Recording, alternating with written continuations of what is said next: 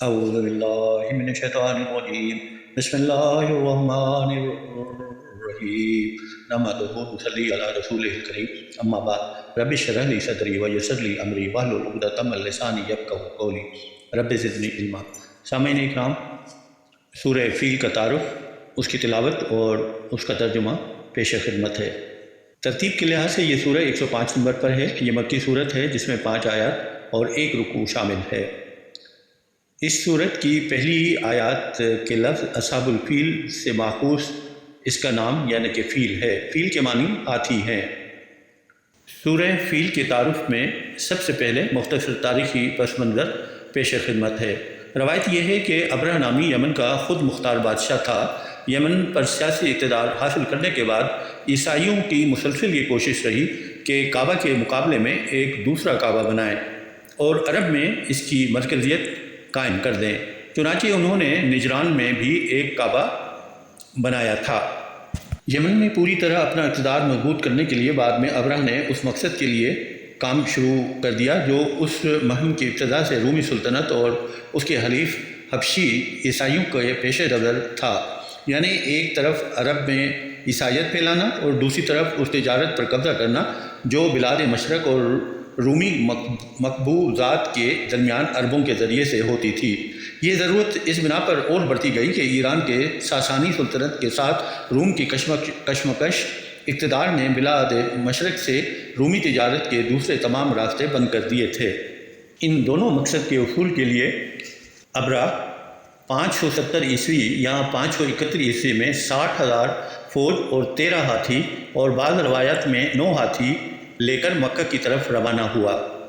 حضرت عبد المطلب قریش کے سردار تھے۔ انہوں نے ابرہ کو کہا کہ آپ جو کچھ چاہیں ہم سے لے لیں اور واپس چلے جائیں، لیکن ابرہ نے حضرت عبد المطلب کو پیچھے چھوڑ کر اپنے لشکر کو آگے بڑھنے کا حکم دیا۔ محمد بن اسحاق بیان کرتے ہیں کہ ابرہ کے لشکر گاہ سے واپس آ کر عبد المطلب نے قریش والوں سے کہا کہ اپنے بال بچوں کو لے کر پہاڑوں میں چلے جائیں تاکہ ان کا قتل عام نہ ہو جائے۔ پھر وہ اور قریش کے چند سردار حرم میں حاضر ہوئے اور کعبہ کے دروازے کا کنڈا پکڑ کر انہوں نے اللہ تعالیٰ سے دعائیں مانگی کہ وہ اپنے گھر اور اس کے خادموں کی حفاظت فرمائے۔ اس وقت خانہ کعبہ میں 360 بت موجود تھے، مگر یہ لوگ اس نازک گھڑی میں ان سب کو بھول گئے اور انہوں نے صرف اللہ کے آگے دست سوال پھیلایا۔ یہ دعائیں مانگ کر عبد المطلب اور ان کے ساتھی بھی پہاڑوں میں چلے گئے اور دوسرے روز ابرہ مکے میں داخل ہونے کے لیے آگے بڑھا، مگر اس کا خاص ہاتھی محمود جو آگے آگے تھا یکایک بیٹھ گیا۔ اس کو بہت تبر مارے گئے، یہاں تک کہ اسے زخمی کر دیا گیا، مگر وہ نہ ہلا۔ اسے جنوب شمال مشرق کی طرف موڑ کر چلانے کی کوشش کی جاتی تو وہ دوڑنے لگتا، مگر مکے کی طرف موڑا جاتا تو وہ فوراً بیٹھ جاتا اور کس طرح آگے بڑھنے کے لیے کسی بھی طرح سے آگے بڑھنے کے لیے تیار نہ ہوتا۔ اتنے میں پرندوں کے جھنڈ اپنی چونچوں اور پنجوں میں سنگریز سے لیے ہوئے آئے، یعنی کہ چھوٹی چھوٹے پتھر کے کنکریاں، اور انہوں نے اس لشکر پر ان سنگریزوں کی بارش کر دی۔ جس پر بھی یہ کنکر گرتے اس کا جسم گلنا شروع ہو جاتا۔ محمد بن اسحاق اور مکہ مکرمہ اکثریہ کی روایت ہے کہ یہ چیچک کا مرض تھا اور بلاد عرب میں سب سے پہلے چیچک اسی سال دیکھی گئی۔ ابن عباس رضی اللہ تعالیٰ کی روایت ہے کہ جس پر کوئی کنکری گرتی اسے سخت کھجلی لاحق ہو جاتی اور کھجاتے ہی جلد پھٹتی اور گوشت جھڑنا شروع ہو جاتا۔ ابن عباس رضی اللہ تعالیٰ کی دوسری روایت یہ ہے کہ گوشت اور خون پانی کی طرح بہنے لگتا اور ہڈیاں نکل آتی تھیں۔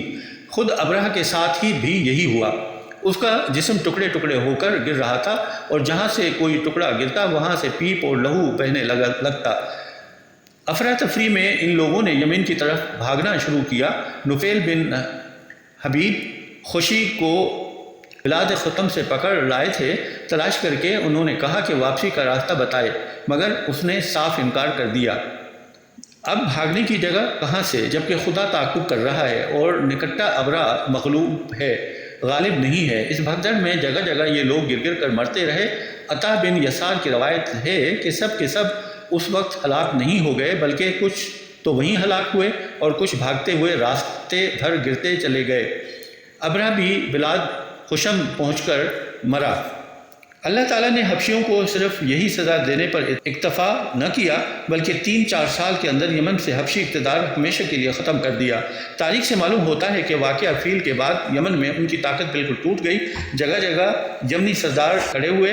پھر ایک یمنی سردار سیف بن ذی یزن نے شاہ ایران سے فوجی مدد طلب کر لی اور ایران کی طرف 1000 فوج جو 6 جہازوں کے ساتھ آئی تھی حبشی حکومت کا خاتمہ کرنے کے لیے کافی ہو گئی۔ یہ سن 575 کا واقعہ ہے۔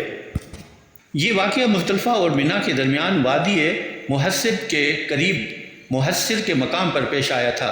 صحیح مسلم اور ابو داؤد کی روایت کے مطابق رسول اللہ صلی اللہ علیہ وسلم کی حجۃ الوداع کا جو قصہ امام جعفر صادق نے اپنے والد ماجد امام محمد باقر سے اور انہوں نے حضرت جابر بن عبداللہ سے نقل کیا ہے، اس میں وہ بیان فرماتے ہیں کہ رسول اللہ صلی اللہ علیہ وسلم جب مزدلفہ سے منا کی طرف چلے تو محسر کی وادی میں آپ نے رفتار تیز کر دی۔